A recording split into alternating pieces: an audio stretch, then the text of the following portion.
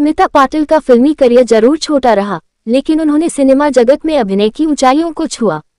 अगर उनकी असमय मृत्यु न हुई होती तो दर्शकों को वह लंबे समय तक सिनेमा के पर्दे पर नजर आती।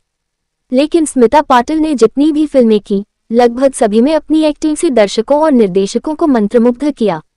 आलोचकों ने भी हमेशा उनके अभिनय की तारीफ की, उन्हें किरदारों में ढल जाने वाली कलाकार माना। यही कारण है कि अब तक स्मिता पाटिल का जिक्र सिनेमा जगत में होता है। कुछ निर्देशक स्मिता पाटिल की जयंती द 17th of October 1955 पर साझा कर रहे हैं उनके अभिनय के बारे में अपने विचार।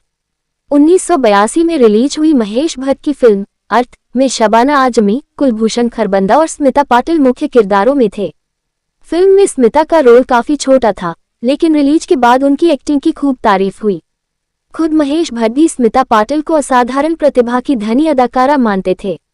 साथ ही वह उनकी सादगी और उदारता के भी बहुत कायल थे।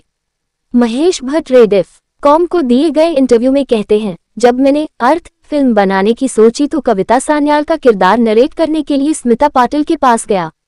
उन्हें ये किरदार बहुत पसंद आया। स्मिता ने ये रोल करने के लिए हामी भी भर दी।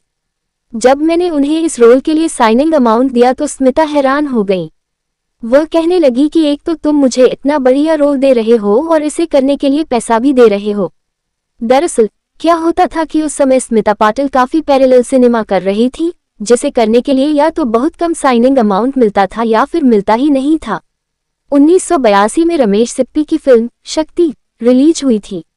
इस फिल्म में अमिताभ बच्चन के अपोजिट स्मिता पाटिल को लिया गया था।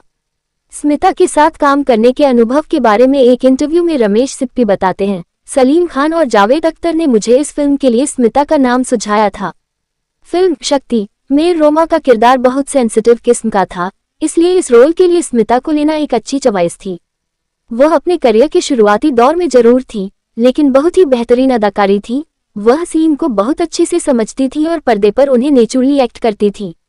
केतन मेहता की गुजराती फिल्म भवनी भवाई 1980 में स्मिता ने लीड रोल किया था।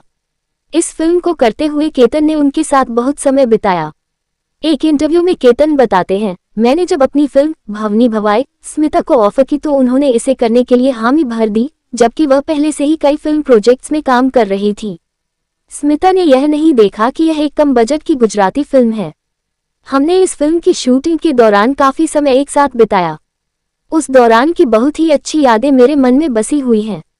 मुझे हमेशा ही स्मिता पाटिल की स्क्रीन प्रेजेंस स्पॉन्टेनियस लगती थी। वह अपने समय की बेहतरीन एक्ट्रेस थी।